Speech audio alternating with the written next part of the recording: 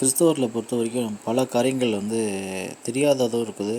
அதில் பார்த்திங்கன்னா புத்தி, நீதிமொழிகளில் புத்தி, ஞானம் இந்த வார்த்தைகளுடைய அர்த்தங்கள் தெரியாது. அதே போல் ஆலோசனை அப்படின்றது என்னது, அப்புறம் நீதி அப்படின்னா நீதி செய்யுங்கள், தேவன் ராஜ்யத்தையும் ஒரு நீதியும் தேடுங்கள். இப்போ நீதியும் தேடுங்கள்னால் என்னது? இந்த கேள்விகளுக்கு பார்த்திங்கன்னா முக்கியமான பதில் மேக்ஸிமம் பார்த்திங்கன்னா நிறைய பேருக்கு தெரியாது. இன்னொன்று நிறைய பேருக்கு தெரிஞ்சது பார்த்திங்கன்னா துதிக்கணும், வேதம் தியானிக்கணும், வேதம் வாசிக்கணும், ஜெபம் பண்ணணும், இதை சொல்லுவாங்க. இப்போ அந்நிய பாஷை இல்லைன்னா அது ஜெபம் பண்ண முடியாது. அப்படி பண்ணணும்னு நினச்சாலும் கொஞ்சம் தான் பண்ண முடியும். அப்படி இருக்கவங்க துதிக்கிறதை அதிகப்படுத்துறது நல்லது.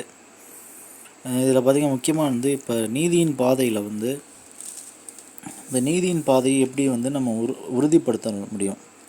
அதாவது பரலோகத்துக்கு நீதியின் பாதையில் இருந்தால் மட்டும்தான் நம்ம பரலோகத்தை அடைய முடியும்.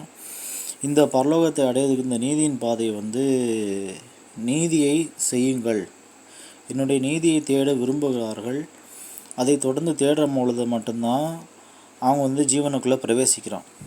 இன்னொன்று பிசாசை ஜெயித்தா மட்டும்தான் பரலோக ராஜ்யத்துக்குள்ளே பிரவேசிக்க முடியும். இதில் இந்த நீதியை தேடுங்கள் பார்த்திங்கன்னா இந்த பரலோக ராஜ்யத்துக்குள்ளே பிரவேசிக்கும் பிசாசை ஜெயிக்கிறனாலே பிசாசை எதில் நாம் ஜெயிக்கிறோம் அப்படின்னு பார்த்திங்கன்னா பிசாசு இந்த நீதியின் பாதையை உடைக்க வர்றான். இந்த தொடர்ந்து தேவனோடு அமர்ந்திருக்கும் போது தான் வெளிச்சமாகிய தேவன், ஒளியாகிய தேவன் நமக்குள் வாசம் செய்கிறார். அவருடைய ஒளியை நாம் பெறுகிறோம்.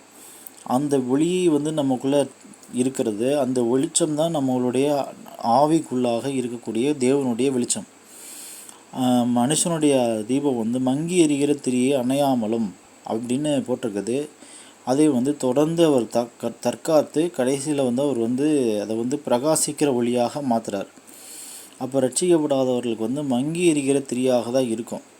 இப்போ ரட்சிக்கப்பட்டவங்களுக்கும் இந்த ஒளியை மெருகேற்றுவது அவங்களுடைய வேலை. இந்த ஒளியை காப்பாற்றுவது தான் ஒரு குறிப்பிட்ட அளவான நீதியை நம்ம இந்த வெளிச்சத்தை நம்ம அடையணும்.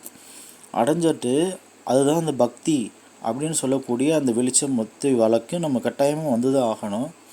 பக்தி இல்லாதவர்களை தேவன் தெரிந்து கொள்ளலை.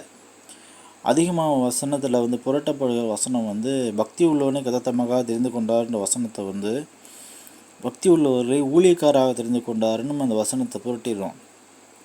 ஆனால் பக்தி உள்ளவங்க தான் தேவன் பரலோகத்துக்கு தெரிந்து கொள்ளப்பட்டவர்களே. அப்போ இந்த பக்தியை பார்த்திங்கன்னா இதை தான் புத்தியோடைய ஸ்டார்டிங்கில் இன்னும் நிறையா சொல்கிறேன். தொடர்ந்து அடுத்த பதிவில் நான் சொல்கிறேன்.